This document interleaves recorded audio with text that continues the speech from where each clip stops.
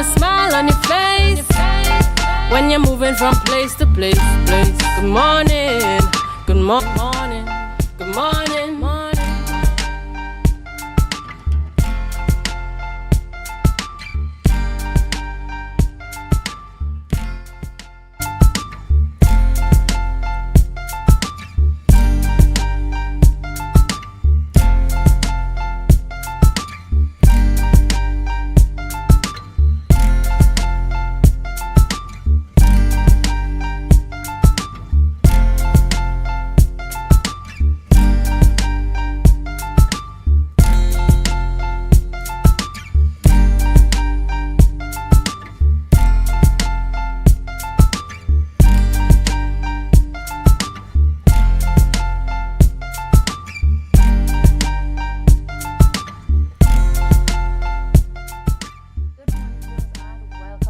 Tobago updates. We are back from a long weekend. It was Spiritual Baptist Shout Celebration Day yesterday, and we are back in studio this morning to bring to you all the conversations and to really dive into some of the issues that we have been facing over the weekend.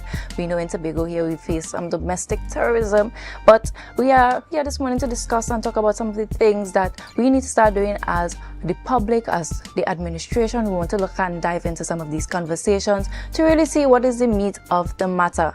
But before we go into that, I'm here and I'm joined with Alex Brown. He's my co-host this morning. Good morning, Alex. Good morning, Vanessa. How are you? I am good. How are you? What did you do for the weekend? I tried to rest. It didn't work out quite that way, but it was a good weekend, Vanessa. Awesome. I'm your host, Vanessa Ortiz, and I want to say thank you to all viewers joining us on YouTube, Facebook, AMPLIA, Flow, Digicel. I want to say thank you so much for tuning in and making Tobago Updates your #1 station. But before we dive into anything else on the program this morning, we head on over to news in 90 seconds. Your news in 90 seconds starts now for Tuesday, March 31st, 2026. Tobago's water supply is being restored following what the THA is calling acts of domestic terrorism. Between Friday and Saturday, coordinated vandals struck 5 major facilities, including Anna's Vale and Bloody Bay. The attack resulted in a loss of over 2 million gallons of water daily, crippling supply from Crown Point to Castara. While WASA has restored service to most areas, Secretary Ricky Jofield warns that security is being intensified island-wide to prevent further strikes against the island's lifeblood.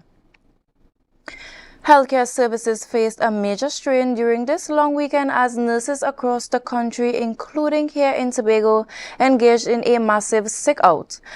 The industrial action stems from ongoing disputes over chronic understaffing, safety concerns, and the 4% salary increase offer, which unions have rejected. While emergency services remained functional, elective procedures were delayed. The TNT Registered Nurses Association warns of further disruptions if the government does present a better offer. Finally, Tutor President Crystal Ashe is leading a silent picketing exercise alongside 80 educators at the Ministry of Education in Port of Spain later today to highlight a mountain of issues, ranging from school infrastructure to unresolved individual grievances. Tutor officers are accompanying teachers into the ministry to demand immediate resolutions as the union ramps up pressure for better working conditions across the Twin Island Republic. That was your news in 90 seconds. Tune in again at 6:30 p.m. for our full newscast. Now, Alex, we're seeing Tutor is picking up its advocacy for the staffing situations, the infrastructure within the schools. Let's talk a little bit about that. I know we've been having a conversation last week. It's interesting because somehow we claimed somewhere near to independence that the future is in the nation's book bags. But if you put those book bags in an environment with people who aren't equal to the task, I'm not sure that the future is very, very bright. That being said, though, I think generally we have to try to strike balance and fairness in what we do. And sometimes I get the impression that we try to, or we expect straw, or to spin straw into gold. Having had the life experience of being the child of a teacher, I know quite a bit of the woes that many of them faced over time, including my own father. And sometimes I think that our expectations are not always fair because we're not always aware of the circumstances that we put the teachers under. I tend to remind people that teachers live and work in the same society we work in, and if we can't make it with what we have, then we can't expect as much as we do of them. Again, the issue of the condition of our school plans, we have to do better in terms of maintenance. We do well in Trinidad and Tobago if you look across the board at getting new stuff, but we don't do as well with maintaining the new stuff, and I think that's one of the challenges that teachers will have to face. Many of the school plans are not being maintained as well as they should, and so the environment becomes very difficult both for teachers and the children. And I would have to agree with you on that issue of maintenance. We often like to get it new and the shiny, but when it comes to maintaining and ensuring that there's longevity in terms of our resources and the things that we acquire, that is out of the bag, that is out the window.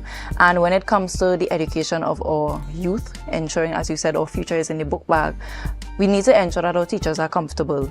And also, we need to work in tandem with our parents as well. So parents also have a role to play when it comes to dealing with these students, because as much as the teachers do what they have to do during the day, it is still the onus of the parents and those that they go home to in the afternoon to also do their part. There's probably a significant intervention that may be needed in that area as well, because I have had the opportunity to see that there are some parents, unfortunately, who just do not have the wherewithal to provide the kind of support that their children need.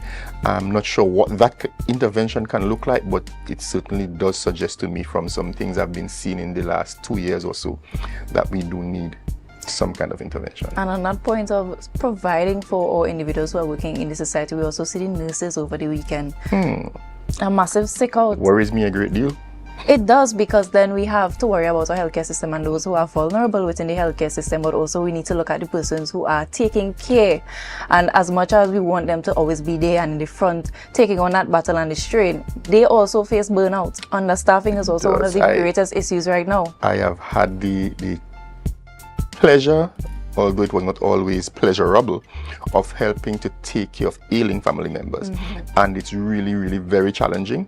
And that's just one or two at a time. So when somebody is given their life to saying, this is what I do all the time, we really need to provide the kind of support systems that they need to be able to do it effectively and efficiently.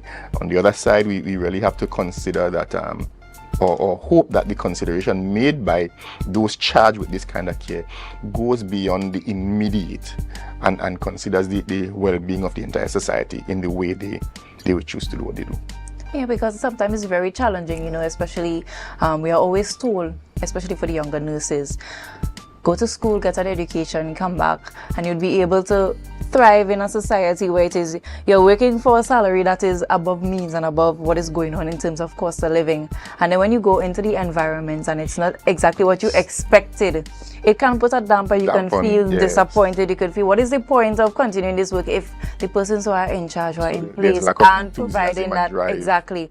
And that also shows up in the way that persons do their work and how they come to work and how they choose to deal with patients and stuff like that. And we really need to take that into consideration. While it's not an excuse, at the end of the day, these are still human beings. It's the reality. So Alex, before we go into the rundown, we're going to go over to our celebratory segment this morning, our birthday shout-outs. First up, we have Janelle Simon Archie. Good morning and happy birthday to you. We hope you have a bright and spirit-filled day, joy, lots of laughter, and spend with those who love, cherish, and appreciate you. Up next, we have Nigel Johnson. Happy birthday to you, sir. I'm seeing a TTPS jersey on. I hope that you continue to protect and serve with pride, and that today you don't have to work as hard as you usually do, and that you enjoy it and you spend it with those who love, cherish, and appreciate you. Up next, we have Yvelle Joseph. Happy birthday to you.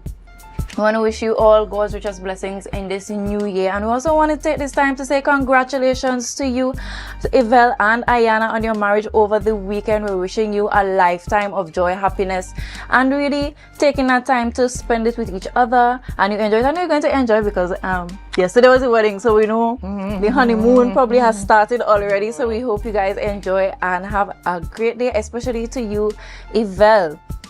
We have Gail Grant, belated birthday greetings going out to you. I know you had a great day yesterday and it's going to continue throughout the week with those who maybe missed the birthday yesterday and will have to provide the gifts today, tomorrow, and for the rest of the week. We want to say happy belated birthday to you, and we're wishing you all the best going forward in this new year of life.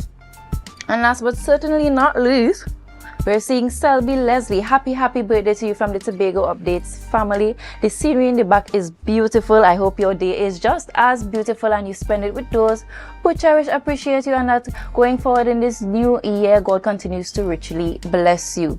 And that's it for our birthday shout out this morning. We want to say happy birthday to those of you who did not make it on our lineup. Be sure to send your information next time to Tobago Update so that we can celebrate with you. Now, Alex, moving on over to you. What is in the rundown for us this morning? Well, first up, we talk with the social media manager, Ayodele Kojo of Tobago CivilNet. They are going to have their say on what has been happening over the weekend, particularly what the THA defined as acts of domestic terrorism. We're going to hear from them. Following that, we're going to talk with the president of the Trinidad and Tobago Scrap Iron Dealers Association, Mr. Alan Ferguson, and he is telling us that there are some changes that we should expect in how the industry operates. And finally, we talk with Alicia Syke Haynes, let me say the entire name, third place in the Bocas Lit Fest that took place recently. Or am I saying that correctly? No, she's heading into the semi-finals. She's third place in the prelims and she's heading into the semi-finals. So we talk with her about her involvement in the literary arts. So you're seeing that the first two topics coincide. Somehow and we have a bit of a light segment at the end. So viewers, stay tuned for these conversations. We'll be right back. But remember to share the live, share the live, share the live. We'll be right back.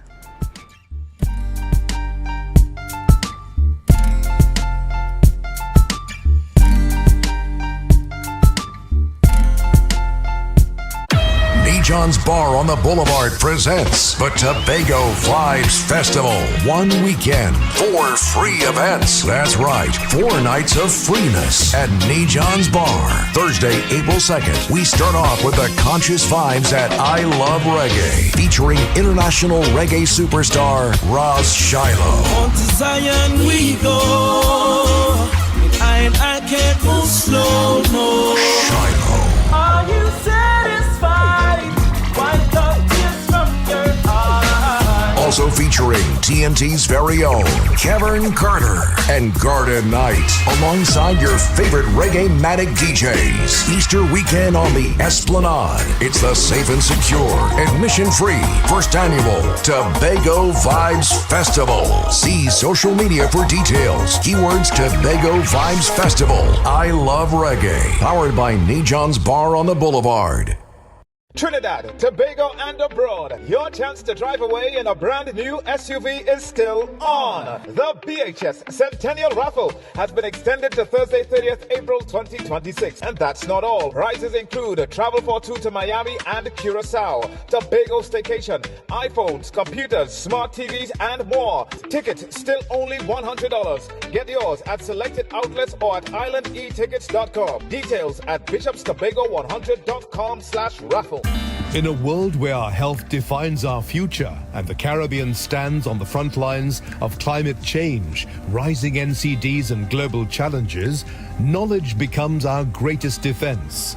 Caribbean Medical TV is your guide on the journey to wellness and insight, featuring our region's own doctors, nurses, climate specialists and medical institutions.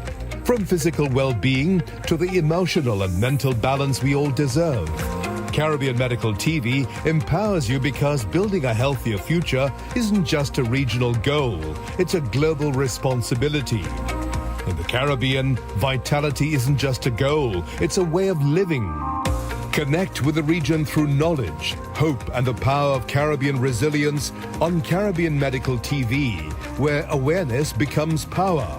Join the conversation, join the movement. Be viewing Season 4 of Caribbean Medical TV right here on this station.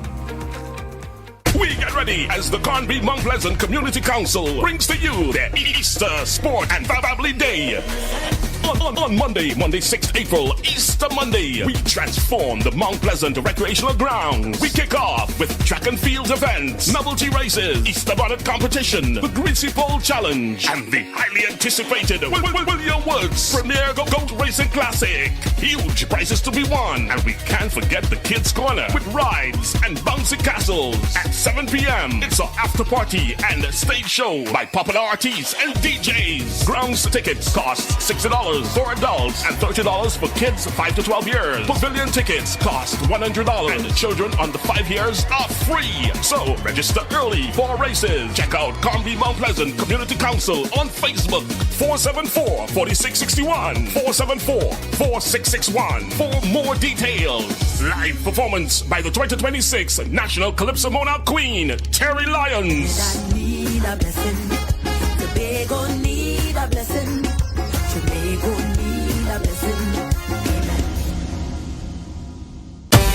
Tobago, it's Carnival. Dubai, the event space formerly known as Shade, for the court Tobago, says, let's celebrate Carnival. Bring your coolers every Friday and Saturday, starting from Friday the 30th of January till Carnival week, and pay $50 at the door with your cooler all night. No ice, no chaser allowed. Top DJ and artists passing through every Friday and Saturday. To pre-book your cabanas, call 369-6414 and 394-3612 or email iwamg@gmail.com. And this promotion is going on until Easter. Gates open at 9 p.m. It's rum, it's bacchanal. Bring your coolers and come. Been down this road before. All that left is rum and bacchanal. This is carnival. Hop, hop, hip hooray.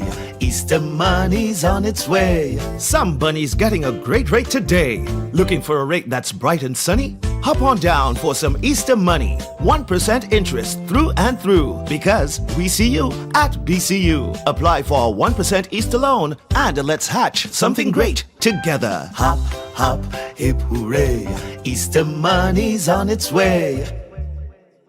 The Caribbean is more than just a place. It's a spirit, resilient, vibrant, and full of possibility. Rooted in connection, driven by community. It's who we are at the heart of everything we do. For over 150 years, we've been right here, invested in the Caribbean, its people, and its progress. And today, we're going even further. Liberty Business, rooted in the Caribbean, committed to you.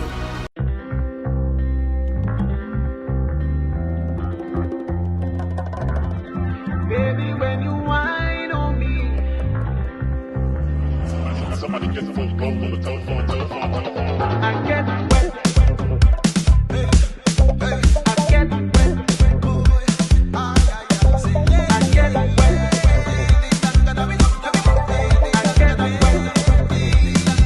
I'm looking all through the party.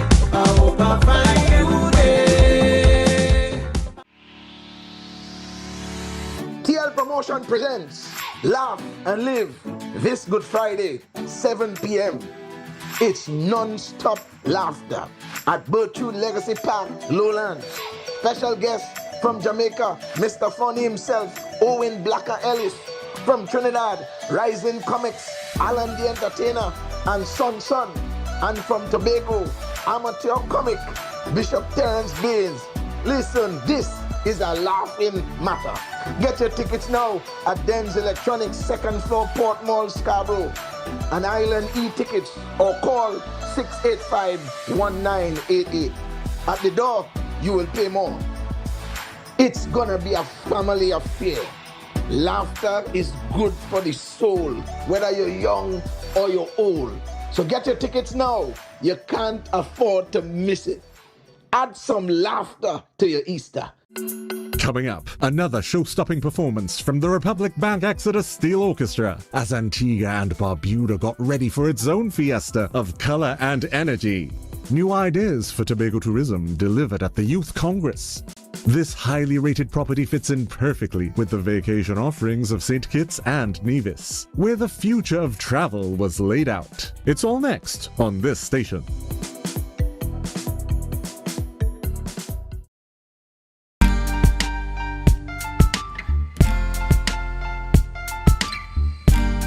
Put a smile on your face when you're moving from place to place. Good morning, good morning, morning, good morning, morning.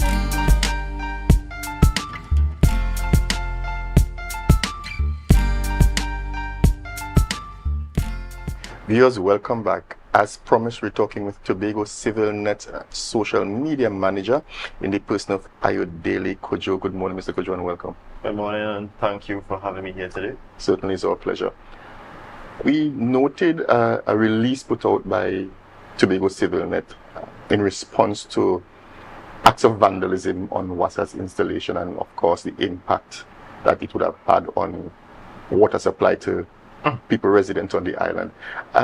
Probably in a sentence or two, summarize your position on this matter.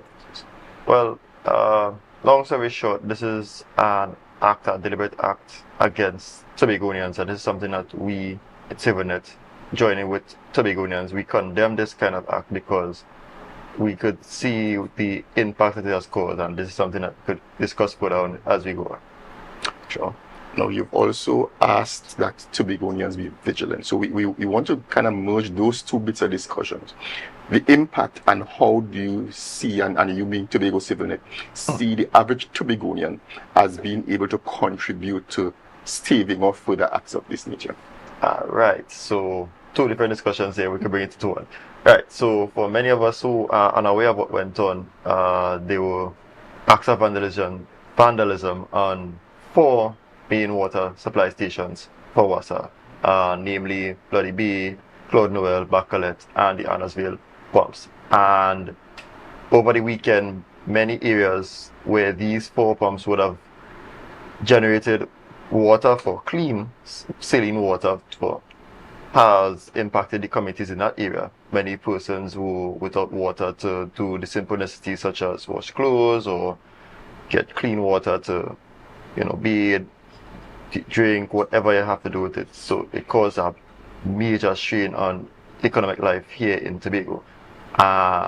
Next question, which is where you talk about how the community could be vigilant on it. Vandalism is not something that you just do randomly. Whoever would have done these acts, they thought out their action before they committed the action. And as mentioned earlier, this affected communities.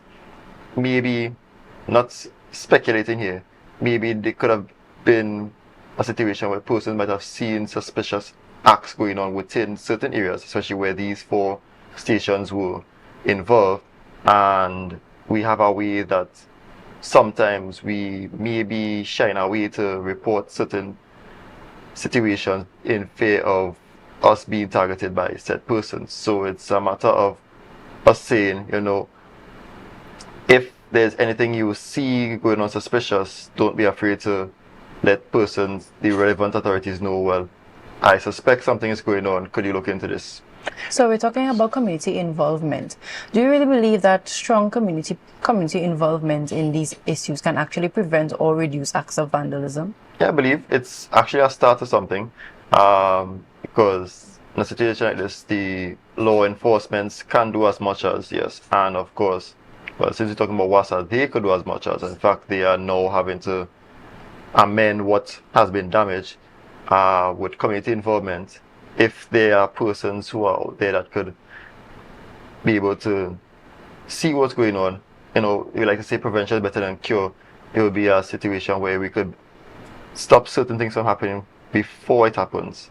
And it also helps persons be aware that, okay, at this point, anything could happen. Let's mind our business. Let's be our brother's keeper so that situations like this would, I won't necessarily say not happen again, but it'll be lesser and lesser than what has happened over the weekend.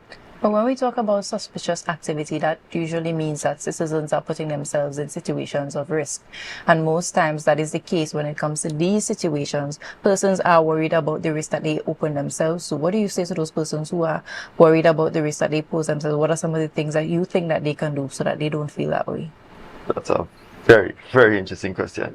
Yes, and that is always the number one question that pops up in person's head. You can be brave about it, you can make a report, you can talk about it. Most times the law authorities provide a space where you can do your reporting anonymously and no one would have to know that you made a report. So we're just saying, be brave, don't hesitate, because your hesitation, your silence is allowing these law-breaking citizens to get away with their crime. There's an issue that is kind of going around in my head, and that is the issue of our culture. Now, on the one hand, you have a situation where, for the most part, WASA's installations are a bit removed from general population activity. So they're not the closest to people's everyday activity. So it's not something that you see, easily. And especially as it was over the weekend, when you have a long weekend where we are inclined to various kinds of activities, people are who's going to the beach, who's doing what have you, so that this issue of our culture as a kind of a very relaxed kind of culture, because many of these installations are not heavily secured, and then there's the issue of a kind of relaxed atmosphere that puts us, it's all right, we don't have to worry about that, and you go about what would be your normal daily life. How do you see that kind of impacting on what we're now looking at, and do we have to see a shift in the cultural practices to have the average population be more involved in the security of these installations? Very interesting question. I think I would have answered that earlier as to how we see that has impacted us. I think the writings in the wall, based on what happened over the weekend, what such cultural practices has caused, in a sense. Yes, we do have a laid back or relaxed culture about ourselves, and to answer that, basically, well, if we care about our communities that much, I think we would want to know, seeing the impact that it caused, we would now want to put things in place. And this is a situation where not just the communities will be involved, but this is where the law enforcement and or persons involved in public infrastructure, for example, WASA, since this is who is responsible for our water and sewage authorities. This is where we all have to come together and find a way to meet at that bridge where there's a disjoint with community and infrastructure, so that we could put things in place so that such a way in which our infrastructure is being managed can be properly managed. Now, just jumping off of what Alex said in terms of that cultural mindset that we have, how do we go about encouraging that shift in mindset from citizens thinking that public infrastructure is just the role and responsibility of authorities rather than that of a responsibility of the citizens here? So how do we shift that mindset? Because we're saying, yes, it's our responsibility, and it should be, but most times it's a mindset shift that needs to happen. So how do you think we should encourage our citizens? Is it that we're going to go into the schools? Is it that we're going to start having campaigns with WASA, with our young ones, so that they can have a better idea of how to take that shift from it's the authorities' problem to it's a collective problem? Well, education is always important. That's how I would start it. Education starts at home, education starts at small. So yes, I think this is something where maybe WASA could get involved. They could have their interventions. It doesn't have to always be schools alone. You could have community-based interventions where you speak to different communities. It could be like small groups, more social groups, and of course civil groups could also help in getting this information across to the general public, so that people understand now that this is not just a project for, this is not just for WASA to do with, but it's a community involvement to make things happen. Yes, there's something that probably was not verbalized in the discussion, but we all know. We had a long weekend, and usually long weekends in Tobago means an influx of domestic tourists. And that too has suffered to some extent, because to have people, not just resident on the island, but who would have visited us over the long weekend, to have to deal with that, it can create some kind of a bad taste in the mouth, so that it's not just about those of us who live here, but about those who would visit us and the impact it would have on repeat visitors. We're heading basically into another long weekend, because this is a very short week. Yes. How do you think in the couple of days that precede another long weekend, as an island, as a community, we can approach, doing something that would discourage another such attack, as it were, in the short space of time? Well, as you mentioned, tourism will be affected. A lot of damage control will have to be done in such a short space of time, especially for this next long weekend that's coming up. Again, information has to go out, education has to go out. This is a point where we as communities, much less an entire island, have to stand up and say, hey, we cannot afford for this kind of situation to be going on again. So we have to now make a stand for it. If we could start off as small as I mentioned earlier, we see something, we talk it. That will be a start to it. Or even as simple as we work alongside whoever to get something done. There are different ways in which you could start it off, but it all starts off with us saying, right, we have to move with something because we saw what just happened as a result of us not doing something about it. And we have to now be brave about it and say, hey, enough is enough. We cannot allow these kind of things to happen. We can't let law-breaking citizens be under the confidence that I could get away with it and nothing will happen to me. And we have to now be able to enforce all the different laws that could help to deal with the situation, because it will not just affect us here locally, but as you mentioned, internationally when it comes to tourism. Now, you talked about communities being a part of these initiatives in terms of being aware of what is going on as it relates to their public utilities and public infrastructure. Now, I'm going to pose this question to the Tobago CivilNet. What role is the Tobago CivilNet playing in mobilizing communities as it relates to this issue and what they want to do moving forward? Well, that's a very good question. I like that. I actually like that word. Well, our goal as CivilNet is basically to promote matters that's going on, to educate the public, and to engage in discussions. So, when it comes to this, we will be having our discussions about it. We will be letting the public be knowing what's going on, and we have different subcommittees within the CivilNet that helps with education and, of course, planning and these kind of things. So, what we will be doing, we will be working on different ways in which to engage the public so that they understand this is the situation that's going on. And we will be able to better help not just the small communities, but also the larger communities, so that they understand that, okay, now we have to get something into it. We will be working on different ways in which to reach out to persons, and if necessary, we'll also work on ways to engage with, well, the higher persons who could help deal with the situation. Awesome. So, Ayodele Kajo, we want to thank you so much for coming on this morning, for raising the issues posed by the Tobago CivilNet in terms of public involvement as it relates to us safeguarding our own public infrastructure.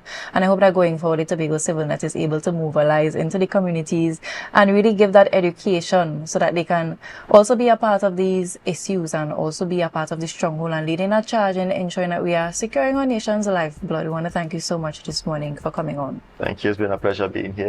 To engage Tobago into healthier discussion. Thank you for having me here today. Up next, we have Alan Ferguson. He's the president of the TNT Scrap Iron Dealers Association, and we're going to talk about the major changes ahead for the scrap iron industry. Remember to stay tuned and share the live, share the live, share the live. We'll be right back.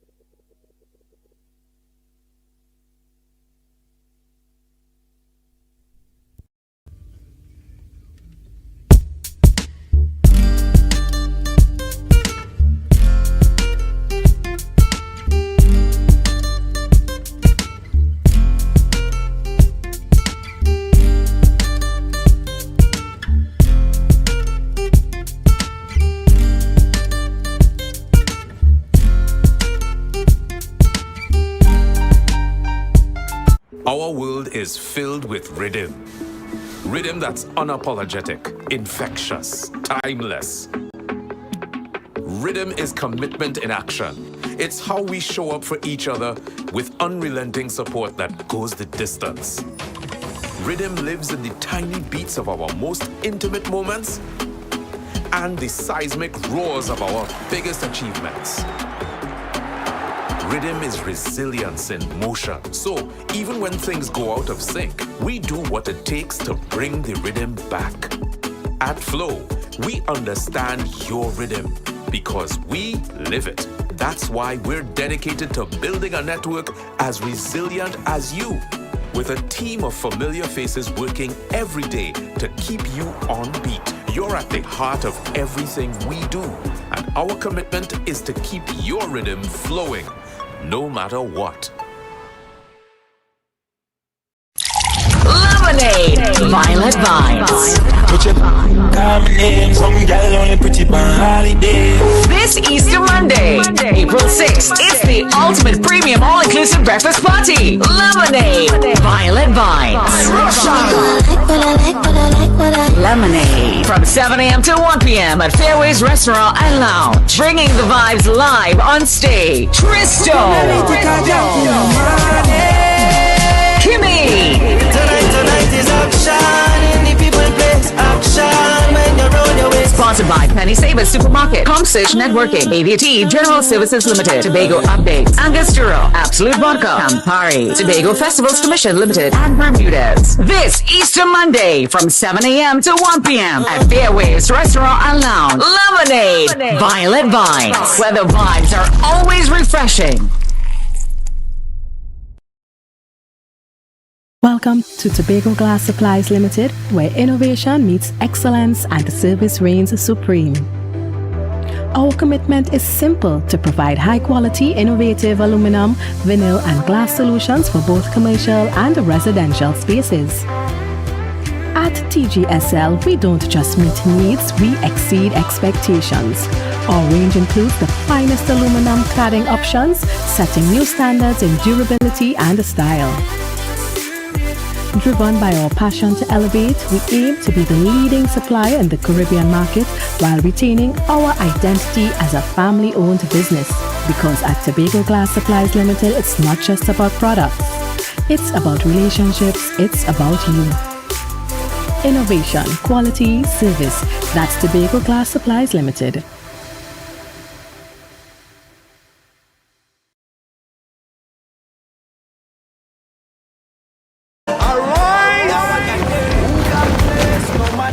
What's up, it's your brother Nathaniel here. Listen, this Easter weekend 2026. Alright, the concert, Scarborough Amphitheater will never be the same. I'm looking forward to fellowshipping with you guys in praise and worship. And I know a couple of my brothers will be there as well. Big up, blessed, Bijan, Fire Night. Alright, we going down in the war room. We going down in the war room. Alright.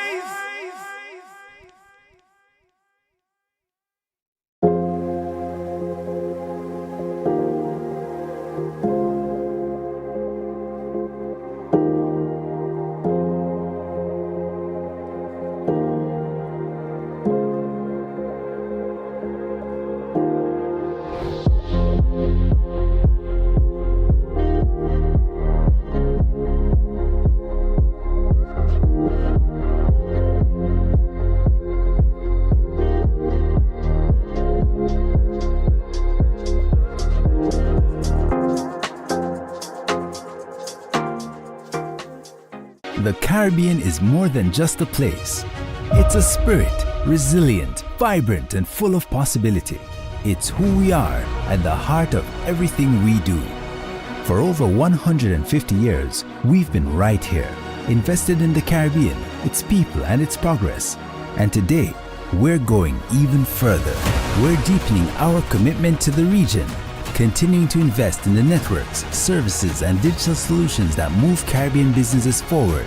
Whether you are a mid-sized business or multinational player, we bring you resilient connectivity, personalized service, and tailored IT solutions, all powered by local teams that truly have your back. We're here to help you navigate challenges, grow, and achieve your goals with practical solutions, reliable networks, and a partnership rooted in trust and your long-term success. Liberty Business, rooted in the Caribbean, committed to you. Hair goals, we've got them. At S&R Hair Fantasy, we provide a wide variety of quality hair, the latest hair accessories, adult toys, skin lightening products, female underwear, and much more under one roof. Check us out on Shelbourne Street in Plymouth or call us at 317-0808. We're open Monday through Saturday, 10 a.m. to 6 p.m. S&R Hair Fantasy for queens who know exactly what they want.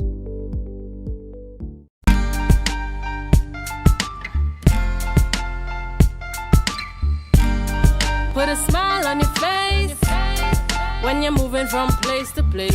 Good morning, good morning, morning, good morning, morning.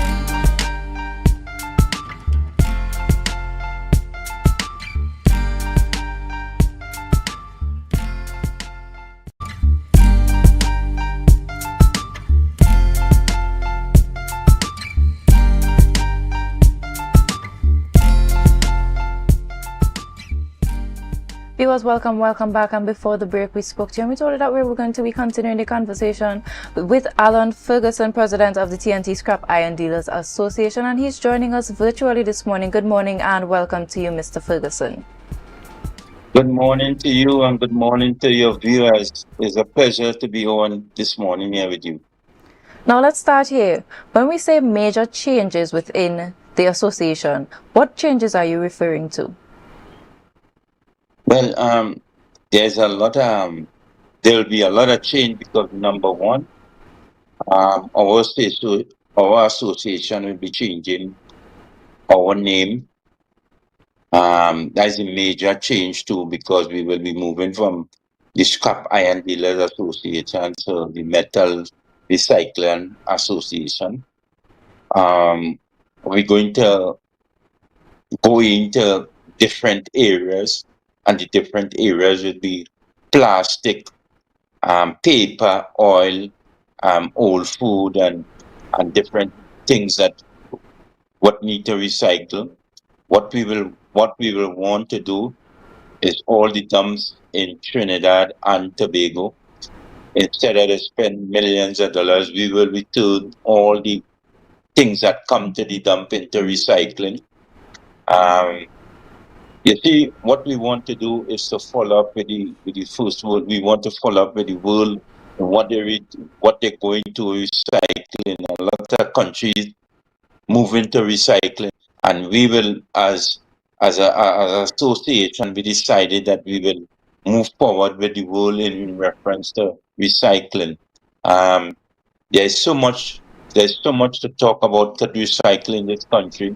Instead of we spend money to get rid of it, or spend money to fill up the dump with a lot of different items. We now we're recycling a lot of different things. We communicating with other people out of Trinidad to bring in big machinery in Trinidad to recycle all different things that they've buried in the dump other than and scrap iron, So that is what we want to do, and this is the major change. This is something we want to thank the Minister of Trade for giving us the opportunity to go down in this level, because we have a work group that we're working with since last year, and this work group is made of the custom, the police, EMA, Tongue and Country, Swim Called, Ministry of Trade, the Attorney General Office, and a lot of different organizations what make up the stakeholders. So we moving along with trying to pick up and also try to change the image of the industry, because we get a lot of licks when the industry was, a lot of people was stealing and doing a lot of thieving copper wire and a lot of different things, So we want to move the industry from this kind of image that people would have see, because some people will not know about the Scrap Iron Dealers Association, but when they see People thieving dies when they know they didn't know. They doesn't understand that the amount of work the Scrap Iron Dealers Association doing, a lot of work our members doing, because we go down into ravine, drain, bushes, anywhere you have your metal or whatever you have, we go on and recycle it and save the environment from Now, all Mr. the. Ferguson, I don't mean to cut you off here, but you spoke on a very serious topic that has been affecting us for quite some time, where you spoke about items being stolen and the scrap iron dealers being the one that is to blame. Now, recently here in Tobago, we saw vandalism across 5 major water wells, and in the press briefing that was held on Sunday, they spoke about this being an issue that is also happening in Trinidad, where they steal the brass from the wires and they have it sold. Now, the question is now, how do individuals, when they want to sell their brass or their copper, know that they are selling it to an individual that is registered within the Scrap Iron Dealers Association? Because how would you really know? What are you going to be putting in place? Because you said major changes ahead. Is this one of the changes that the public and the citizenry at large can look forward to? Well, this is going to be in our next meeting, the 15th next Monday. One of the things is that we're going to deal with is this theft. We have the TTS, the police working with us and the group. And one of the things that we're going to stress out on is this theft. Because if we don't deal with it, we will remain in problems. You see, Trinidad is a lawless country.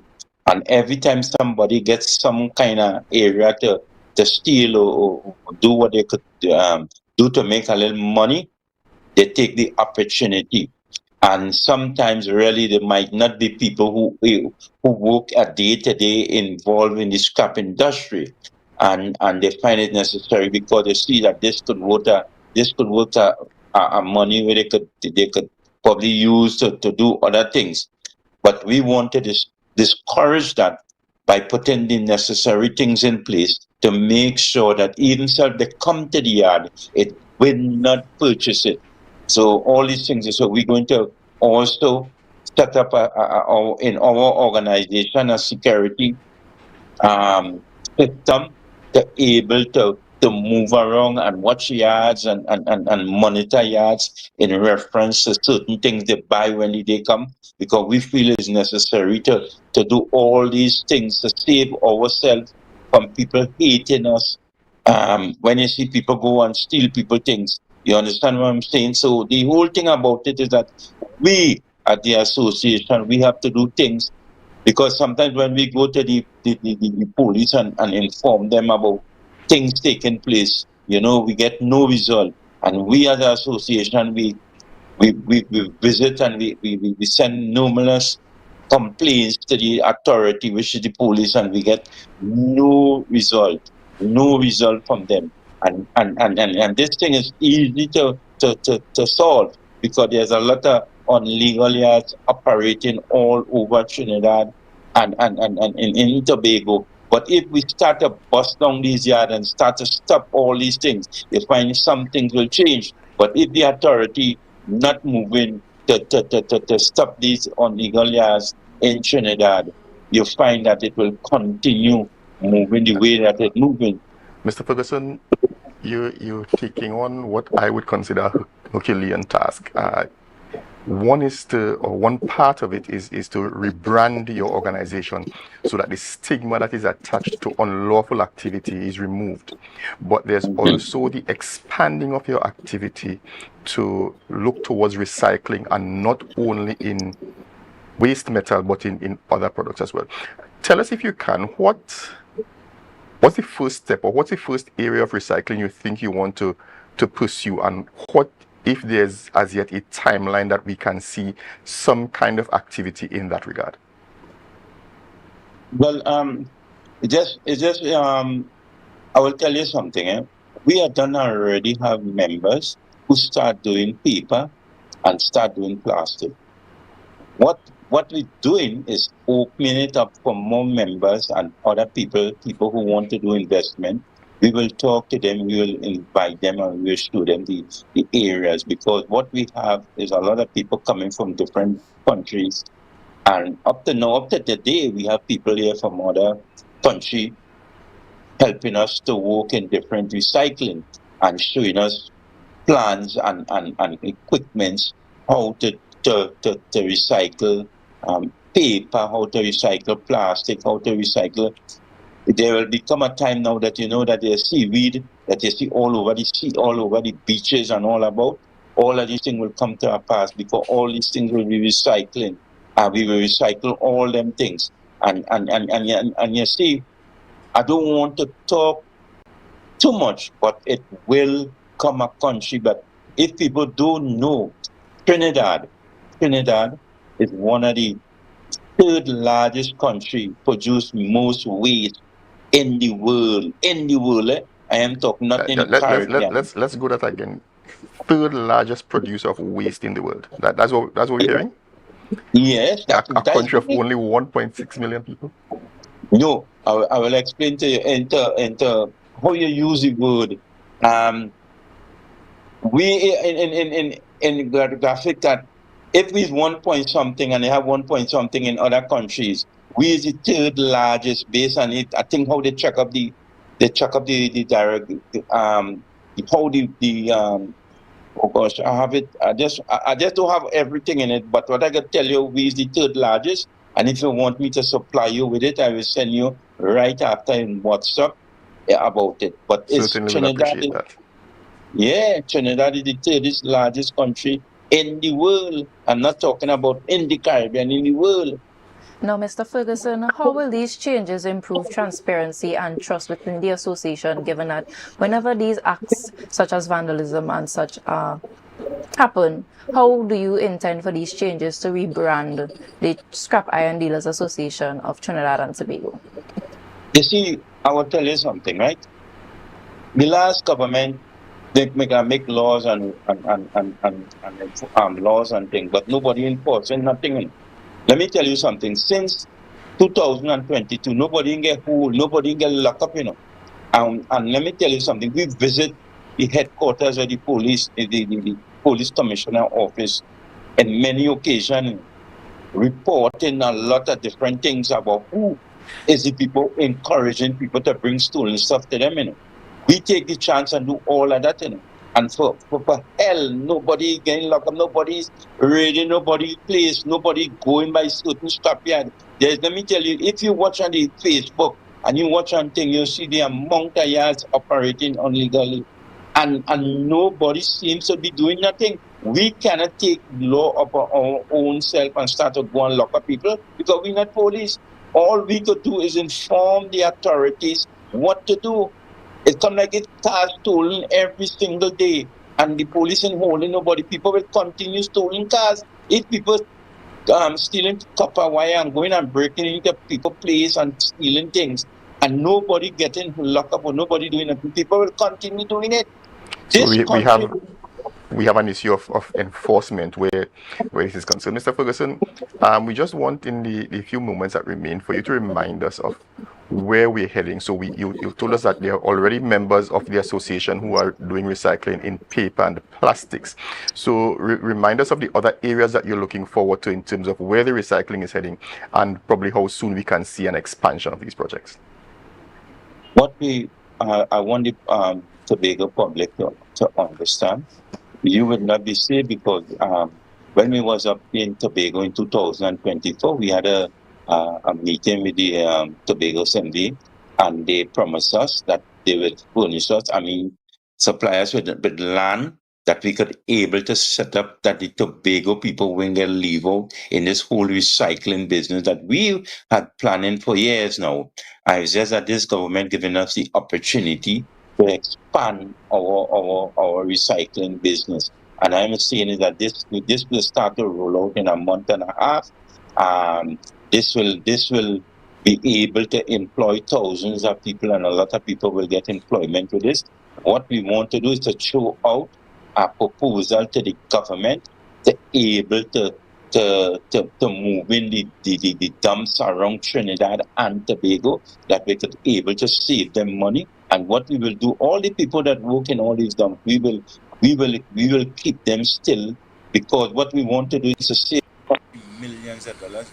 I don't have all the time to expand and all what we want to do.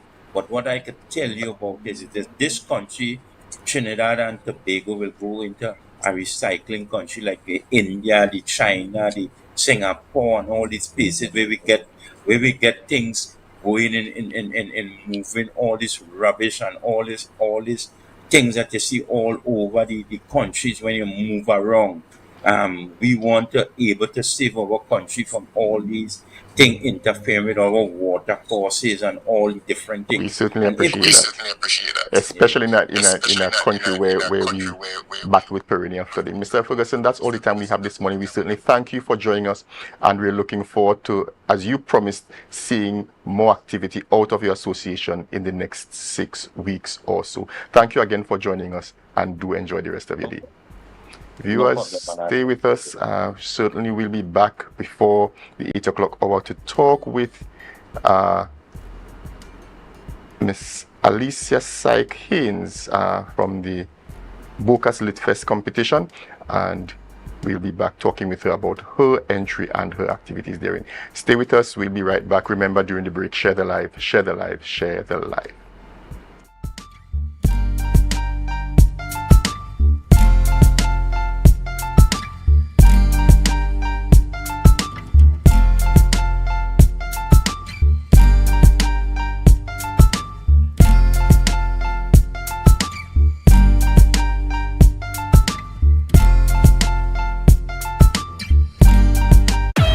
John's Bar on the Boulevard presents the Tobago Vibes Festival. 1 weekend, 4 free events. That's right, 4 nights of freeness at John's Bar. Thursday, April 2nd, we start off with the Conscious Vibes at I Love Reggae, featuring international reggae superstar Ross Shiloh. On to Zion we go, and I can't move slow, no. Shiloh. Are you satisfied? Wipe the tears from your eyes. Also featuring TNT's very own Kevin Carter and Garden Knight, alongside your favorite reggae-matic DJs. Easter weekend on the Esplanade. It's the safe and secure, admission-free, first annual Tobago Vibes Festival. See social media for details. Keywords Tobago Vibes Festival. I Love Reggae. Powered by John's Bar on the Boulevard. Lemonade, Violet Vibes. This Easter Monday, April 6th, it's the ultimate premium all-inclusive breakfast party. Lemonade, Violet Vibes. Lemonade from 7 a.m. to 1 p.m. at Fairways Restaurant and Lounge. Bringing the vibes live on stage. Tristo. Kimmy. Tonight is action in the people place. Action when you're on your way. Sponsored by Penny Savers Supermarket, ComSearch Networking, AVT General Services Limited, Tobago Updates, Angostura, Absolute Vodka, Campari, Tobago Festivals Commission Limited, and Bermudez. This Easter Monday from 7 a.m. to 1 p.m. at Fairways Restaurant and Lounge. Lemonade, Violet Vibes, where the vibes are always refreshing. Trinidad, Tobago, and abroad, your chance to drive away in a brand new SUV is still on. The BHS Centennial Raffle has been extended to Thursday, 30th April 2026. And that's not all. Prizes include travel for 2 to Miami and Curacao, Tobago staycation, iPhones, computers, smart TVs, and more. Tickets still only $100. Get yours at selected outlets or at islandetickets.com. Details at bishopstobago100.com/raffle.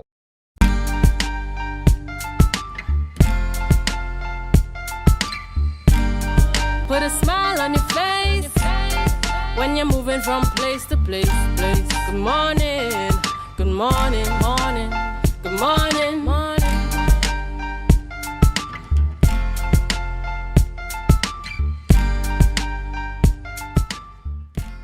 Viewers, welcome back. As promised before the break, we are joining the conversation virtually with Alicia Syke Haynes. She's the 3rd place National Poetry Slam winner in 2025, and now she's here as a semi-finalist for the Bocas Lit Fest 2026. Good morning and welcome to you. Good morning. Hi, thank you very much. Now you Are you hearing me, Claire? Yes, I'm hearing you. Okay, You great. placed third in last year's National Poetry Slam. What did that moment mean for you personally and creatively? It was exciting. It was actually my second time entering the Poetry Slam competition. I entered for the first time in 2024, and it was just an amazing experience. I'm usually in theatre, that's my training, and getting the opportunity to enter into the National Poetry Slam was really an opportunity to start back writing as well as to start back performing. So definitely it was an achievement in terms of that respect, both personally as well as professionally as well. Now you're heading into the 2026 semi-finals of the Bocas Lit Fest. How are you preparing differently for this competition? Well, we had semis actually on Sunday at Central Bank Auditorium. Basically, I think this time around, my writing process was a bit sharper in terms of my preparation. Having done it like 2 years before, I think I got a better handle in terms of the writing and in terms of my preparation too as well. The first time I actually entered Poetry Slam, because of the difference in the environment, being on the stage alone, I actually forgot my lines in semis, and I'm there on the stage having a mental conversation with myself. It's like, where are the lines? And so last year I actually practiced with noise, and I did the same thing again this year in order for me to kind of concentrate, being on the stage alone and having to remember the lines. I think that was the biggest thing for me in terms of preparing and whatnot. And this particular piece that I wrote on Sunday dealt a lot, basically focused on power of words, right? The power of words and how words can be used to build as well as destroy. And it seems to have been, well received. This week we will know whether or not we made it to finals or not. So we're all just waiting for those results. I think we should know by tomorrow, please God. You kind of answered the question. I wanted to start with the transition from theater generally to poetry, and I mean theater often involves others and allows you to feed off somebody else, even if there's a little bit of a slip. Know that you've done both. Is there a preference? What I like with spoken word is that you can have an idea to talk about something. It allows you to pull your thoughts together on something that's important to you, and it gives you a platform to discuss it, to talk about it in the way that you see fit, right? Using Poetry Slam and using the slam genre. And I like that because for the past 3 years, including this year, there are things I wanted to talk about, and I used the platform to be able to do that. Theater, however, being able to work with a team, and then you actually have rehearsals, and you have your cues, and you have your blocking. I think actually having the conversation with my daughter was just yesterday. We were talking about it, the difference in terms of preparation. The style is different. I think I'm starting to enjoy spoken word a lot more. I mean, win, lose, or draw is just a really nice platform. But theatre arts, being on the stage, performing, theatre of itself, I will always have, a first love for me. All right. Outside of Poetry Slam, where is Alicia Saiki Haynes in terms of public face? Where can we hear more of your discussions on issues that concern you? Well, outside of Poetry Slam, I am a curriculum officer for drama and dance with the Division of Education, Research and Technology. So after this interview, I'll be heading to work. I work with primary schools as well as secondary schools here in Tobago. I have an amazing team that I work with the curriculum planning unit, and yeah, that's where you'll find me when I'm not here in Tobago, working with my team and working with schools, working with teachers. I do different projects and stuff in Trinidad too as well. We're with Faisabad Connection Theatre Company, Total Chaos Productions, also doing a production when school reopens. They have their plays and stuff coming up. And so it's a matter of, I'm a firm believer in practicing the craft. So whether it is you're teaching, whether as I am in curriculum, it's always, I believe, important to keep practicing the craft, reinventing, trying new stuff, and keeping current in that performance space. So it could be on the stage, behind the scenes, once you're involved and keeping yourself engaged in your craft. Now, as we wrap up this interview, what message do you hope that your work would leave with the audiences that listen to your pieces? They decide how their life can be. There are some things we have no control over, but there are some things we do. And the things that we do have control over, we need to act on those. And that's the most important thing. So this piece really asked my audience ask themselves, what do they think is really going on? And what do they think needs to happen? So it's really about putting the ball in the audience's court and they making the decision as to how it is they think things should move forward. You have control of what you have control over, deal with it.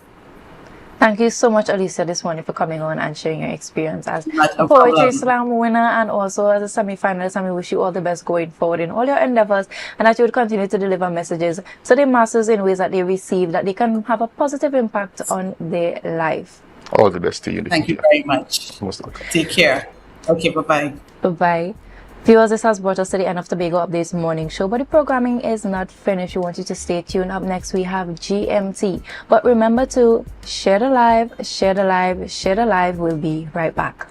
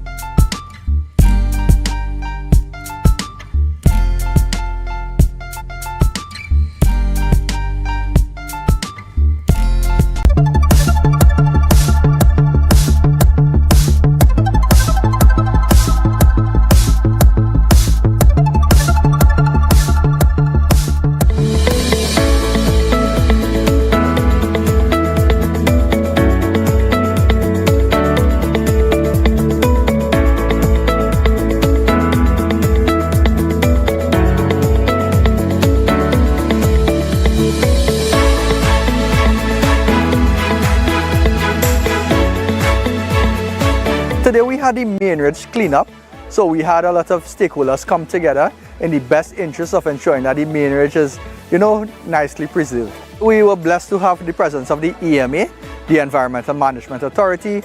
We had the Tobago Reforestation and Watershed Rehabilitation Program here in full support, and we also had representatives from TTAL, Tobago Tourism Agency Limited, as well as the regular support from the Office of the Secretary, Mr. Henry, and members of the Forestry Department. The cleanup is part of our efforts to celebrate World Forestry Day or International Day of the Forest. This is a day that was declared by the United Nations General Assembly in 2012 to highlight the importance of forests to the entire globe, basically.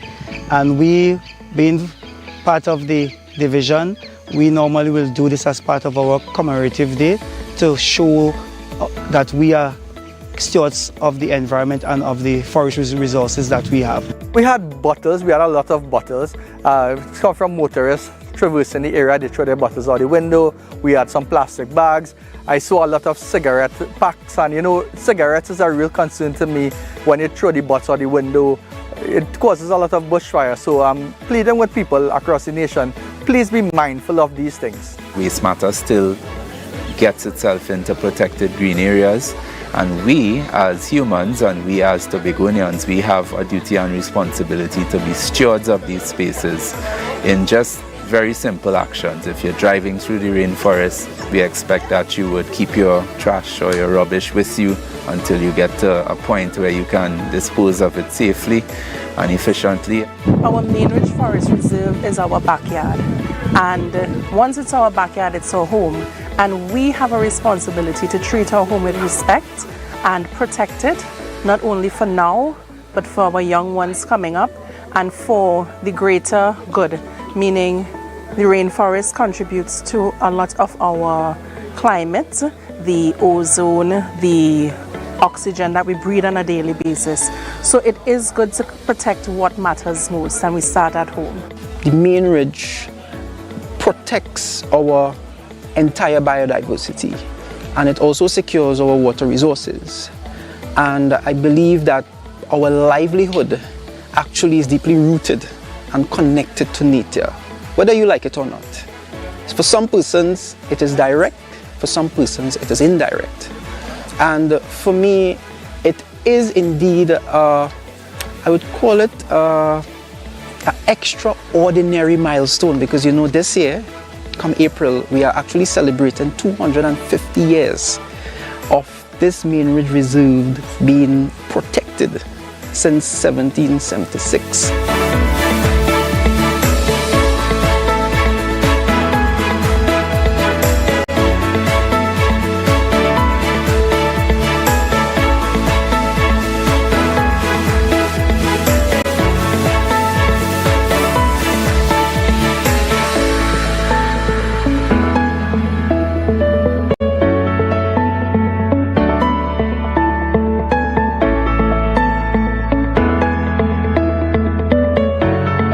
Was a production of the Department of Information, Office of the Chief Secretary, Tobago House of Assembly.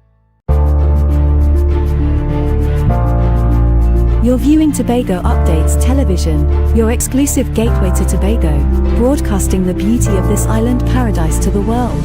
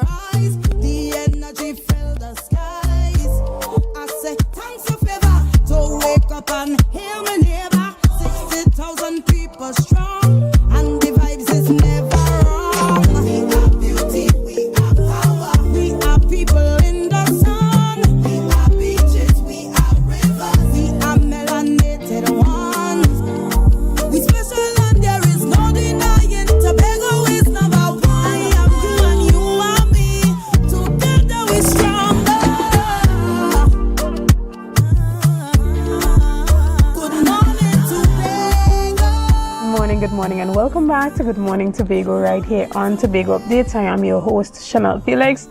Ladies and gentlemen, you know, whenever you see me sitting here, it's because we're about to have those conversations that you want to have while I ask those questions that you want asked. But before we head into this morning's interesting topics and conversations, let's have our news in 90 seconds. Tobago water supply is being restored following what the THA is calling acts of domestic terrorism. Between Friday and Saturday, coordinated vandals struck 5 major facilities, including Annesville and Bloody Bay.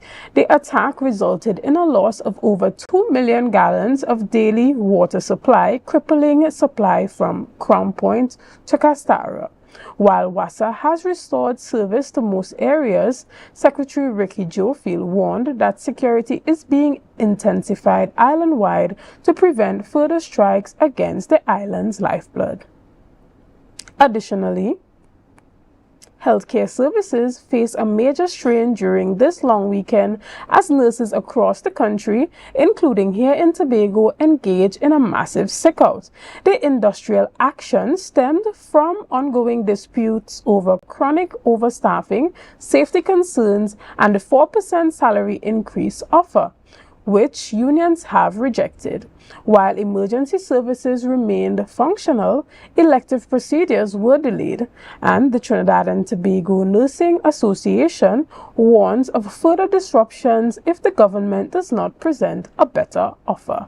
And finally, Tutor President Crystal Ashe is leading a silent picketing exercise alongside 80 educators at the Ministry of Education in Port of Spain later today to highlight a mountain of issues ranging from school infrastructure to unresolved individual grievances. Tutor officers are accompanying teachers into the ministry to demand immediate resolution as the union ramps up pressure for better working conditions across the Twin Island Republic. And that was our news in 90 seconds.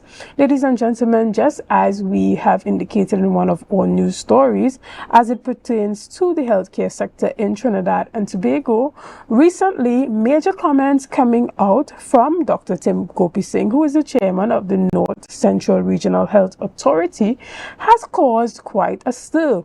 Comments made as it pertains to overtime that has been racked up by a number of nurses. He also looked at it or deemed it as racket or racketeering in the nursing industry or in the field. Ladies and gentlemen, this morning we'll be talking about that, those comments, as well as some other comments and the overall struggle faced by nurses in Trinidad and Tobago, what has led them to this point of this sick out, and what the actions moving forward would look like for the industry. This morning, I am chatting with Edie Stewart, who is the president of the Trinidad and Tobago National Nursing Association. Good morning and welcome. A pleasant morning to you and your listeners. Thanks for having me.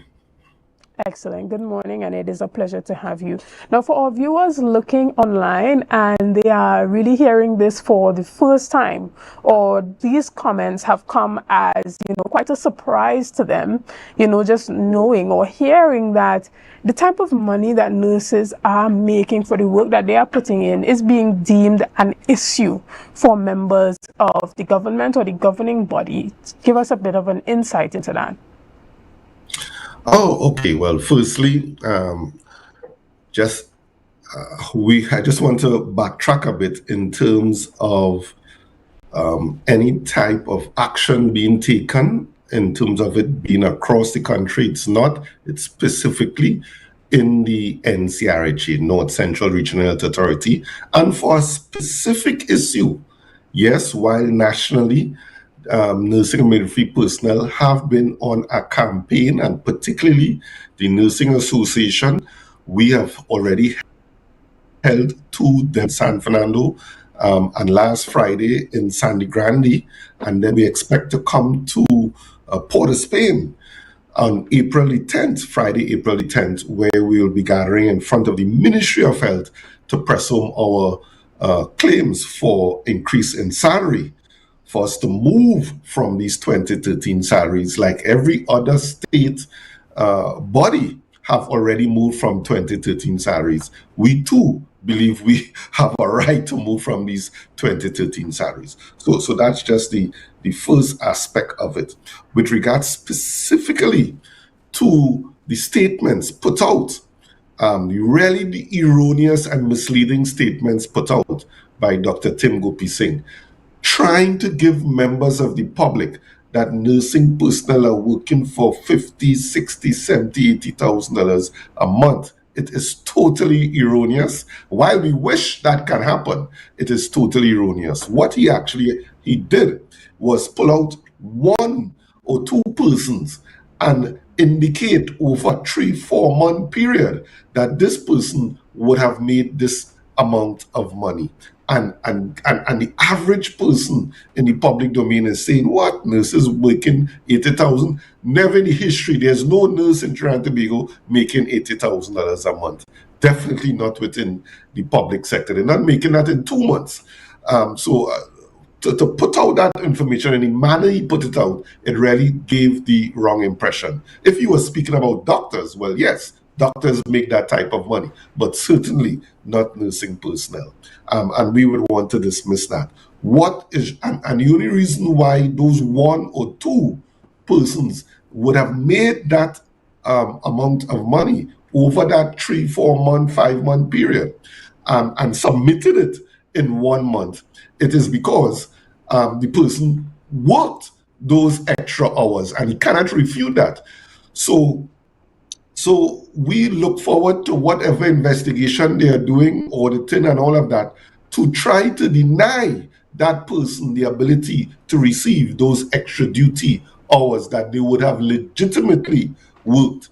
And what really caused the whole fallout over the weekend, particularly in NCRHA facilities, was that not only that nursing personnel continue to work on 2013 salaries, not only we have not received any increase as all other persons within the state sectors, and it really has to do with work already completed in February, extra duty work that nurses and midwifery personnel completed in February of 2026 was withheld at the end of this month. So nurses have not been paid the income they would have earned last month for February. They would have not been paid that, and they weren't even made aware of it in advance. Yes, it was just not paid.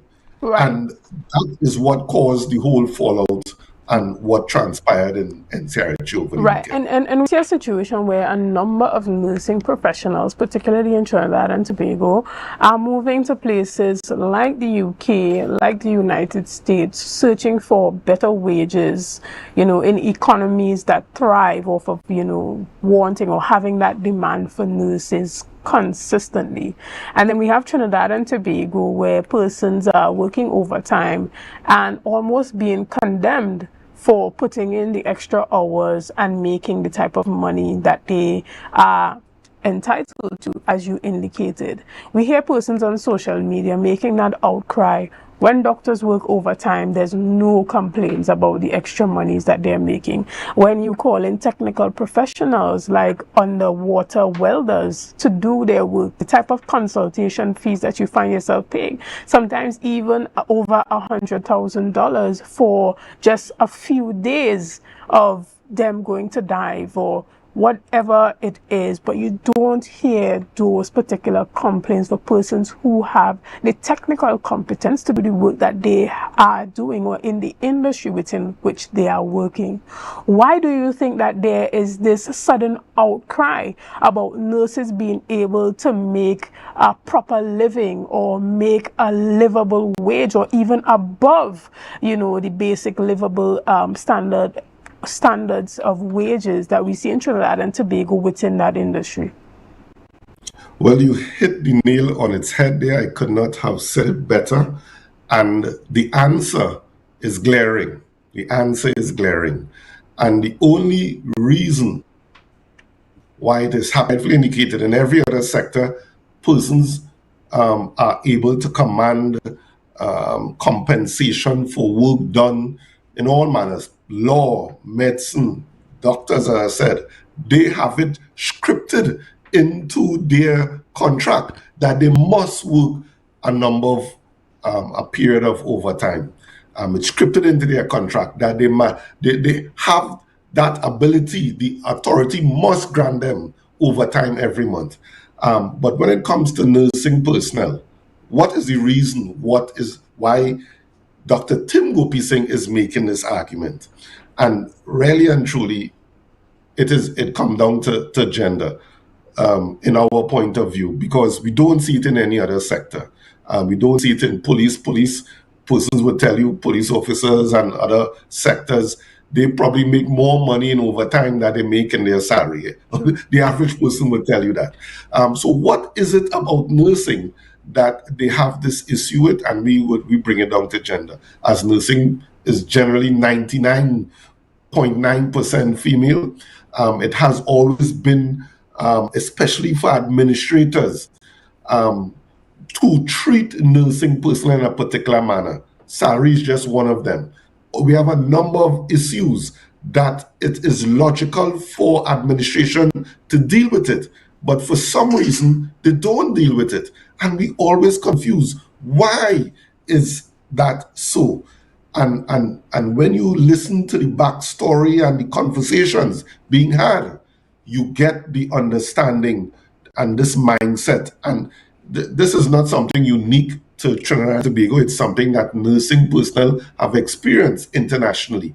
Thankfully, in the developed countries, they have progressed well over the years, and now nursing is seen as a profession just like any other profession. But in Trinidad and Tobago, we are still trying to overcome that hurdle, still trying to break that proverbial glass ceiling, to make nursing be seen as a profession and to be able to command professional salaries. Right. Yeah? And also, I just want to touch on a quick thing. Nurses are not paid overtime. Nurses are paid pool, which is a flat rate. Regardless how many hours you work, you are paid a flat rate across the board, $60. When you speak about overtime, when you go beyond your working hours, you are paid time and a half for the first 4 hours, double time for the next 4 hours, triple time for any hour after that. Nurses don't enjoy that. So really and truly, if we were paid overtime, then you would see a much higher bill for the organization, because they just don't have the required nursing and midwifery personnel to safely and effectively deliver care within those authorities. All right. Particularly when we look at the United States, nursing has always been, or in recent time, been deemed one of the lucrative professions for young persons to enter into and to be able to elevate within relatively short spaces of time. In Trinidad and Tobago, we saw a situation recently where in the area of midwifery, there are some cutbacks that would be taking place there in terms of their compensation package. Can you give us a little bit more insight or understanding into this, and what is causing this shift? What is the association doing as well to push back against this? Again, this is specifically in the NCRHA again. There was a situation where this whole pool, because what was cut back was the pool arrangement, the pool allotment, the compensation for those persons who work in pool. So you have a situation where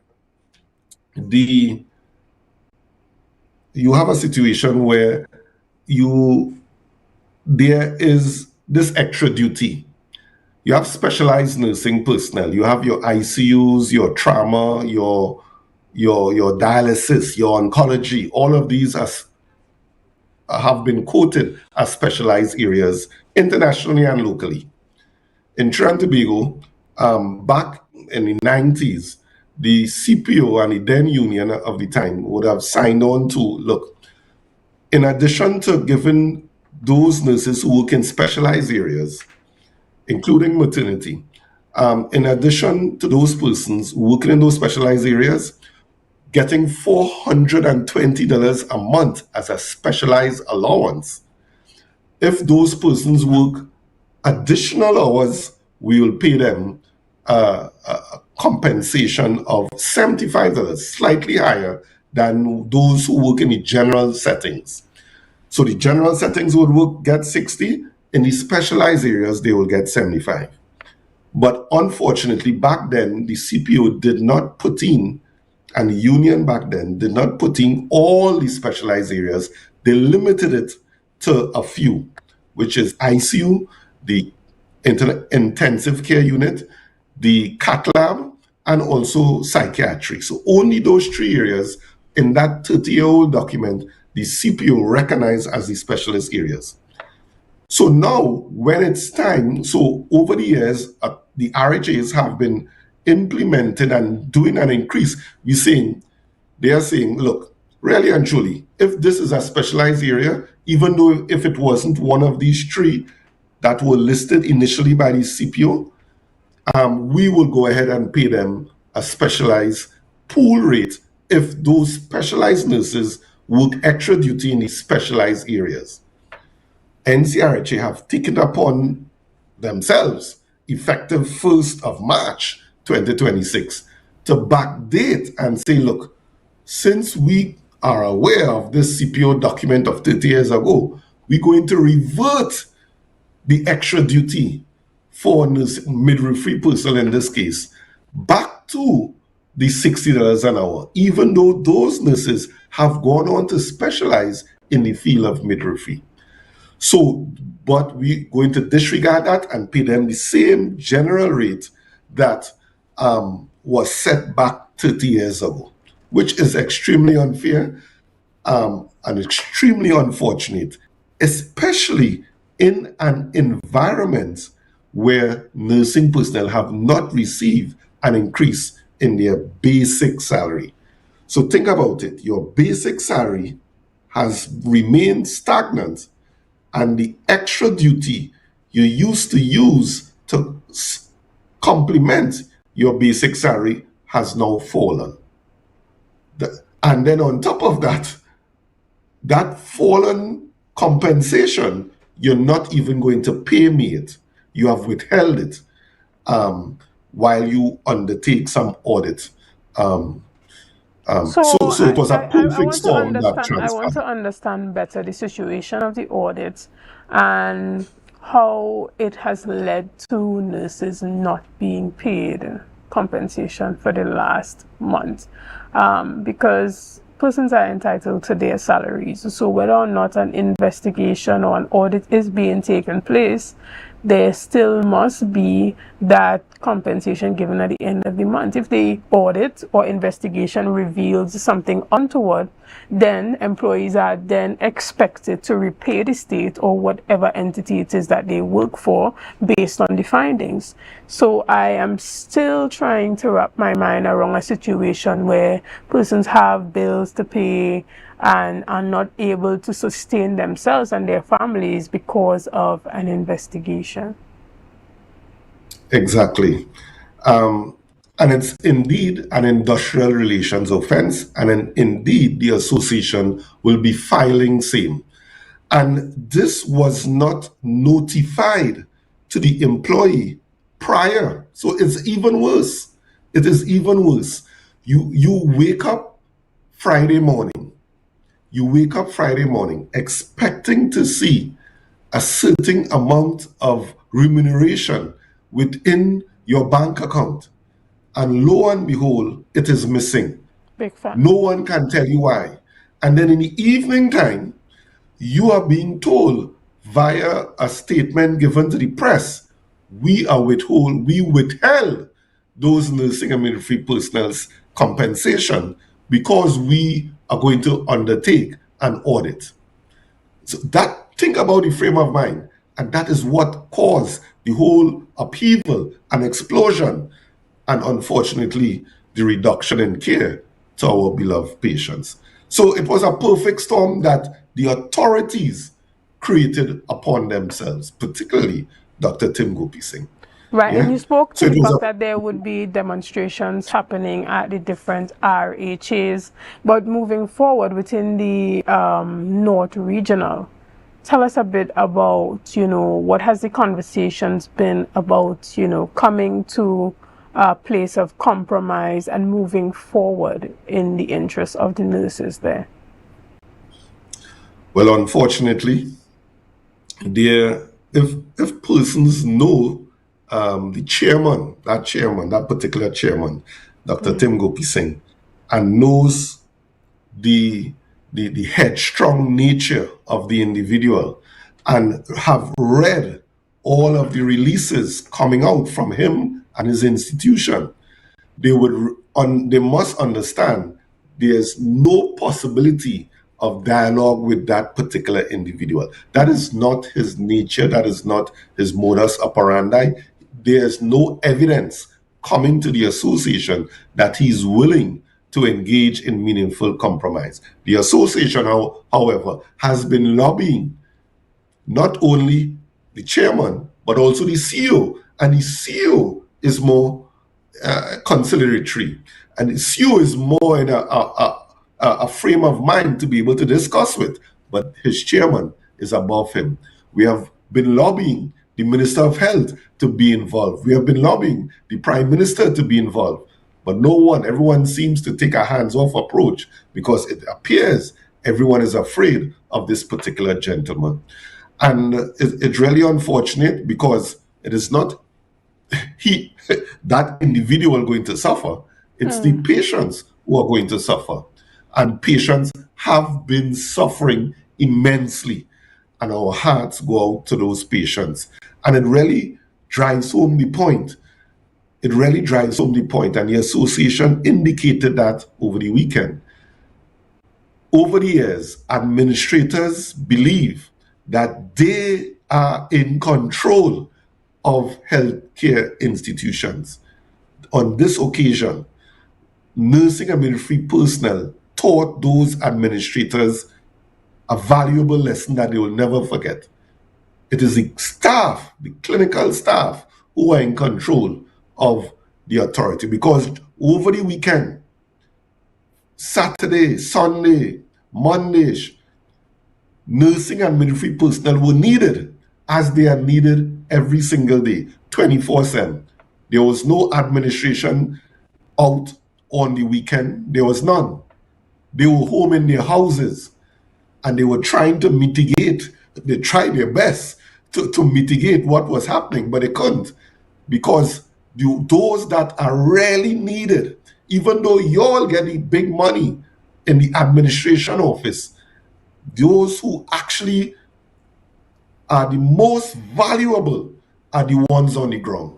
And they realized that this weekend. And it's a lesson they will never forget. And we hope that they respect that healthcare workers, every single ward's maid, ward attendant, nurse and midwifery personnel, phlebotomist, dietitian, social worker, every single one of us matter even more than those administrators. You can remove that chairman in the morning and the authority would not feel a single negative impact. In fact, it may improve.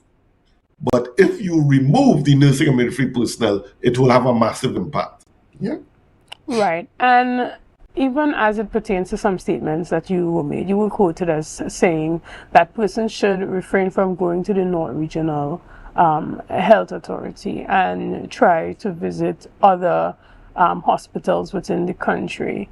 Dr. Tim Gopi Singh came after and condemned those statements, saying that persons should go.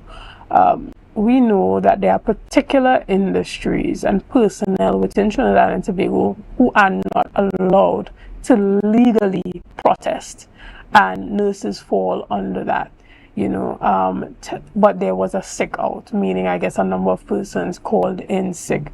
Do you see these actions continuing throughout the week? And if so, do you still stand by your statements that you've made, stating that persons should try going to other hospitals? Well, definitely. First begin, we envision, from what we're hearing on the ground, the majority of nursing midwifery personnel would be returning to their duties. It's not that they were on a strike or sick out, it's because, again, you have withheld extra duty payments. So a number of the persons who were expected to be on duty were persons who were working the extra duty. So if you have withheld payment for them, really and truly, no one is going to come out to work if they're not confident that they will be paid. I don't think anyone would expect that. And then secondly, that was for over the weekend. We advised persons, look, instead of going to that particular institution, under the end, try to go to other institutions in other RHAs. Don't go to any public healthcare institution, but avoid, if you can, and go to one of the other institutions that were operating at normal capacity for your own good. Despite what Dr. Tim Gopi Singh was saying, trying to put a plaster on a sore and give the impression everything was all right, everything was not all right. And the reports are there. It was utter chaos transpiring, and we would not want that for patients to be suffering, to be lying on a trolley and no one attending to you, not getting medication in an emergent situation. We would not want that. So we did the responsible thing and advised persons to go to other institutions. And it's something similar to what transpired last year when the TRHA advised persons to go to other institutions under the TRHA purview when they were facing not the exact same scenario, but when they were at overcapacity at the Scarborough General Hospital. And they did the proper thing by advising persons to go to other institutions. So we took the same mechanism. It's something that we thought NCRHA ought to have done.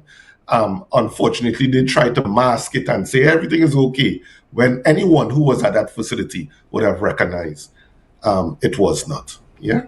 All right. Well, we want to thank you so much for coming on and chatting with us this morning, giving us some level of clarity and understanding of the plight of the nurses as we speak, and understanding that the nurses are not being vindictive or trying to disrupt the healthcare system in Trinidad and Tobago, but understanding that the role that they play is quite integral to the overall functioning of the healthcare industry and the well-being of Trinbagonians, and they ought to be respected as such. Even as we wrap up our discussions this morning, is there anything that you want to say moving forward, particularly as it pertains to that 4% negotiation for nurses? Well, first begin, there's nothing on the table for nursing personnel. There's no offer for nursing personnel. There's no offer for healthcare workers. There has been not a single statement coming from the Ministry of Health and only one vague statement coming from the Ministry of Finance when it comes to regional health authority workers. So we look forward, and that's why we are wearing black from now, for the minimum, the 10% salary increase that was given to public servants to be given to healthcare workers going forward. Anything less would unfortunately continue this impasse going forward. So we look forward for that being resolved in the shortest possible time as we prepare for our April 10th demonstration in the city of Port of Spain. Yeah. Thanks so much for having me. Yeah, no problem. And we look forward to hearing from you when an amicable solution is met. Ladies and gentlemen, we take a quick break right here and we'll be back after this. See you soon.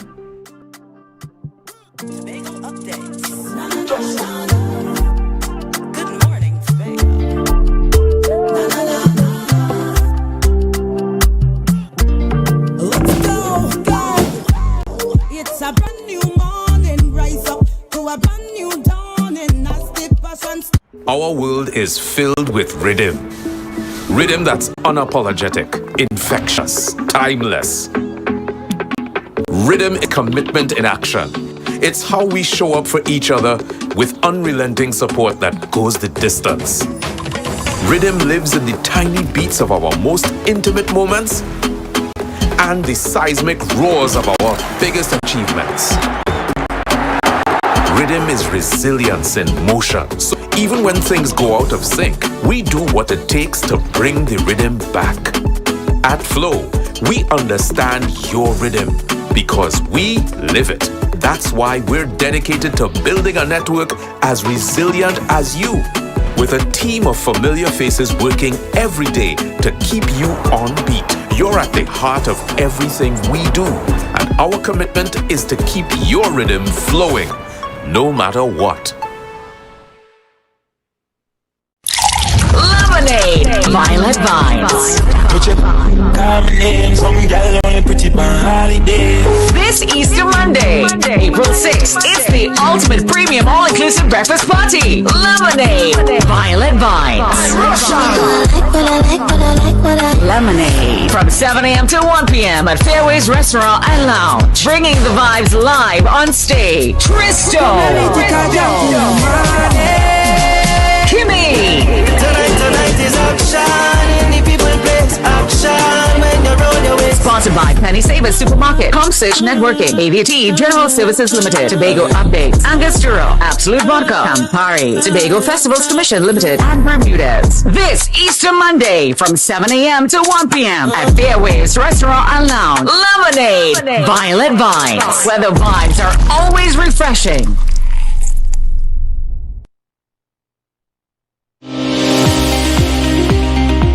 I think part of the problem we have, and this is not unique to cardiology, but this concept of checkup is going for review. So for example, women are probably better at, they have the mammogram, they have the pap smear, an older patient may have a schedule with a healthcare clinic. So a lot of people in their 30s and their 40s and their 50s don't think of our healthcare as being part of a proactive thing. So they're waiting for something to happen, then go to the doctor. Be viewing Caribbean Medical TV on this station.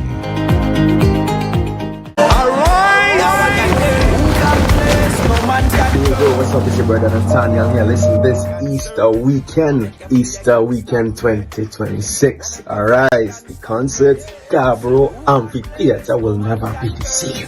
I'm looking forward to fellowshipping with you guys in praise and worship. And I know a couple of my brothers will be there as well. Big up, blessed, Bijon, Fahrenheit. Alright, we going down in the war room. We going down in the war room. Alright!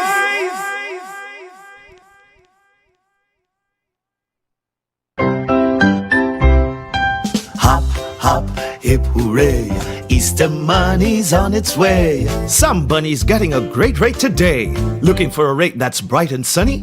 Hop on down for some Easter money. 1% interest through and through. Because we see you at BCU. Apply for a 1% Easter loan and let's hatch something great together. Hop, hop, hip hooray, Easter money's on its way. Are you in a dispute with a registered investment service provider of the TTSEC? Or maybe you're the victim of an investment scam? You can lodge a complaint or submit an anonymous tip to the Trinidad and Tobago Securities and Exchange Commission. Download our Investor Protection app or go to ttsec.org.tt to access our complaint form or submit an anonymous tip. Write a clear summary of your complaint. Submit copies of supporting documents along with the originals for verification. Provide a copy of the feedback received from the entity regarding your complaint.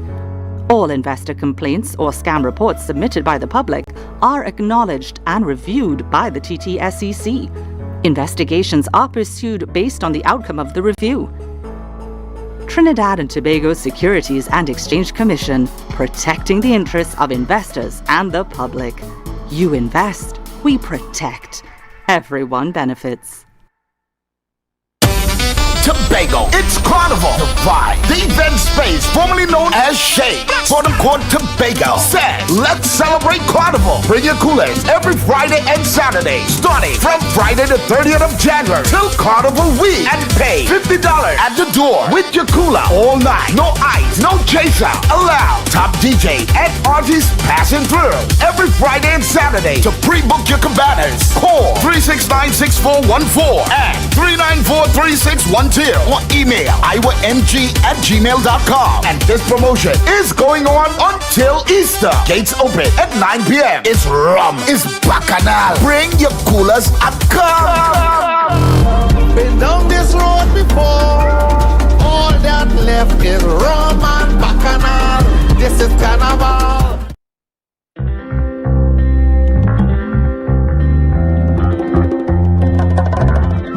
Baby, when you whine on me. Somebody get the phone, go on the telephone. I get wet.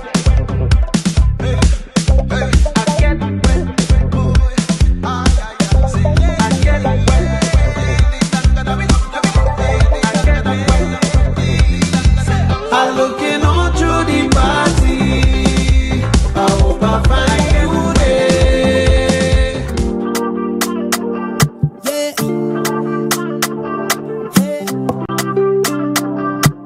Tobago updates. Good morning, Tobago.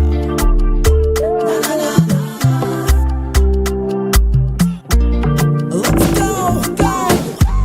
It's a brand new morning. Rise up to a brand new dawning. As the passion start to rise, the energy fill the skies. I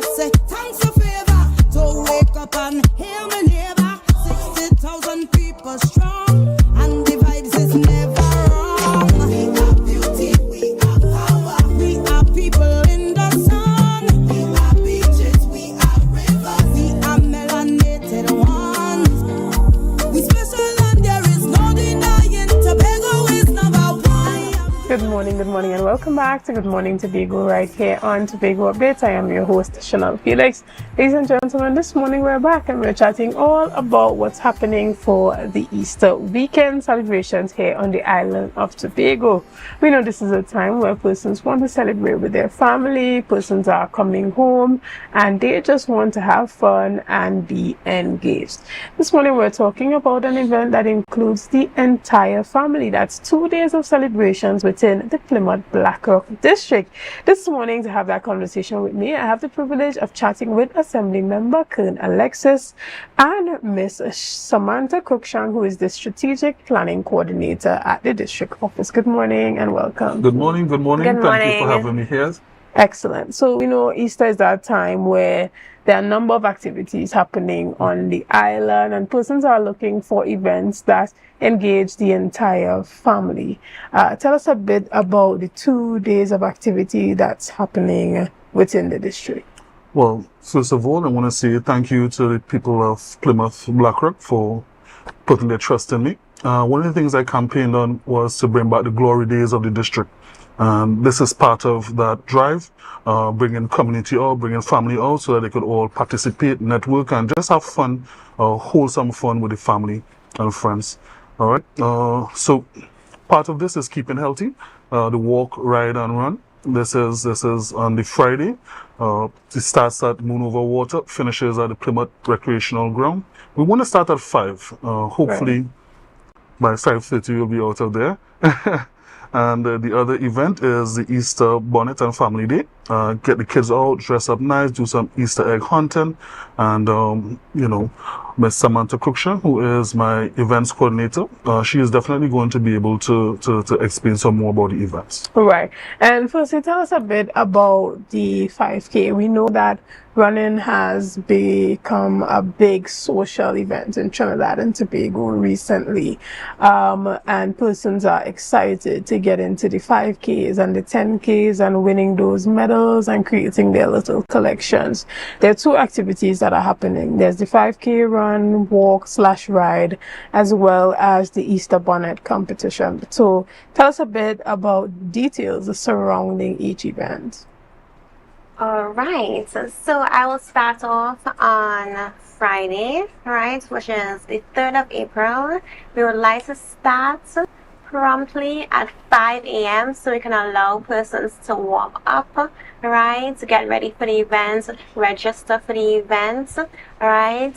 Those that would like to cycle, right, time for them to get their bikes and gear in order. Right, before we start. Right, and I see that there's breakfast included in the activity. So if persons are to register, warm up, get breakfast, socialize, get their bike gears in order, all of that, what time should they get to Moon Over Water on Friday? They should get to Moon Over Water at 5 a.m. At 5 a.m.? Yes, so at 5 the run itself is not starting at 5? No. We want people to get it by 5 a.m. on Friday, right? As Mr. Kern Alexis would have said before, we would like to start in between 5:30 and 6 o'clock latest, right? The breakfast and the socializing would come after when we get to Plymouth grounds. Okay. Understood. Right. And is there a particular capacity for this 5K? Are you targeting 200 persons, 500 persons? Or is all of Tobago welcome to come and be a part of it? Of course, all of Tobago is welcome to be a part of it. However, all of Tobago may not get breakfast. Yeah. Okay, understood. And you indicated that there would be medals to be won at the end of the 5K. Tell us a bit about that. Right. So the first 100 participants will get medals for just completing, getting there, showing up for yourself, for wellness, for your personal health, and completing the race. Right? I think it's really important that persons have a sense of accomplishment at the end of the race, because a 5K is no easy feat, right? Right. And so persons are encouraged to come out, be a part of it. But there are specials for groups and individuals. Tell us a bit about that particularly. Right, so for group and individual events, I have my Easter Bunny ears here. I'm not sure if the camera is seeing it, right? No, we can't see it because of the color. Because of the color, right? Let me flip it. Maybe this way we'll see Yeah. it, right? So come out to Easter themed. Come out with your teams of 5, right? It would be $100 for a team of 5 and $50 for. If you would like to participate individually, come out with your Easter Bunny themed outfits, with your hats, with anything that you think is Easter themed, with your pastel colors. Come with energy. We're here to have fun, and we're here for wellness and community. All right. And so just to reiterate that there's a team up price, that's 5 members per team, that is $200, and you have the individual participation at $500. Assembly member, individual participation as $50. Yeah. So tell us a bit about why it's important for members of the community area, areas surrounding the district and Tobago on a whole to participate in the event. So it's very important to bring back that community life, something that everybody could come out, participate, walking, riding, running, that encourages good health, as well as, just be there to bring back the community spirit. One thing that Plymouth, Blackrock and the environs was known for is all the sporting activities. Plymouth has some of the most prolific footballers on the national level as well. And we just want to encourage that healthy lifestyle, that community spirit. And also, just it's Easter time. Come out and have fun with the children. Do things that it's wholesome, and they could really have a good time doing it as well. Excellent. And tell us a bit about the Easter Bonnet competition that's happening on Saturday, that is. Right. So the Easter Bonnet competition will have a craft corner. Right. So persons will be able to register. We have an online form available, right? So for those persons interested in participating, we have a craft corner. So at the beginning of the event, early on in the event, we will have them move to the craft corner and start building their hats and Easter bunny. And we have kite making and flying as well, not a part of the competition, but a part of knowledge and culture and events to pass these skills and traits on to the younger generation. Understood. And is it specific to any age group for the Easter Bunny competition? Can persons still register? Is registration already closed? What are some of the categories that are involved? Right. So ages 3 to 5 is one of our categories for the Easter Bunny, and 6 to 12. Right. Based on how many participants we have on the day, we may make some different arrangements. So we have some flexibility, right? And we are encouraging both young men and women to participate, not just the young women, but we really want young men to also participate with their top hats. Right. Well, yes, that's a huge highlight for a number of young people, particularly as it pertains to Easter, one of those childhood memories that you end up having for a long time. So we want to encourage parents to get the kids involved, get them involved in actually making the costumes and having that memory that will last them a lifetime. Tell us a bit about the entry fee to participate in the Easter Bonnet competition, if there is one. There's no entry fee, right? Free admission. All we ask of you is to fill out our online application. It is still out. It is still open, right? We would be open to participants if we still have available space on the day of events, right? But we encourage you to do that as soon as possible. Get online, get the links, call us, message us. We would be available to send the forms for you. Excellent. And this is happening at the Plymouth Recreational Grounds. Yes. Right. And this is starting at what time? Give us some insight. All right. So it's starting at 10 a.m. and finishing at 5 p.m. Excellent. Ladies and gentlemen, you heard it here. If you are looking for something to do over the weekend that engages the entire family, looking for that type of fun that leaves a lasting impressions on the kids, you know that there is the Easter Monday and Tuesday celebrations that are happening in Mount Pleasant and Buku. But from Friday, if you are looking for something to do, there's that 5K, and on Saturday there's the Easter bonnet competition. So have the kids engaged all weekend, give them something to do, take some of that stress off of you, give them that opportunity to run around and expand all that energy.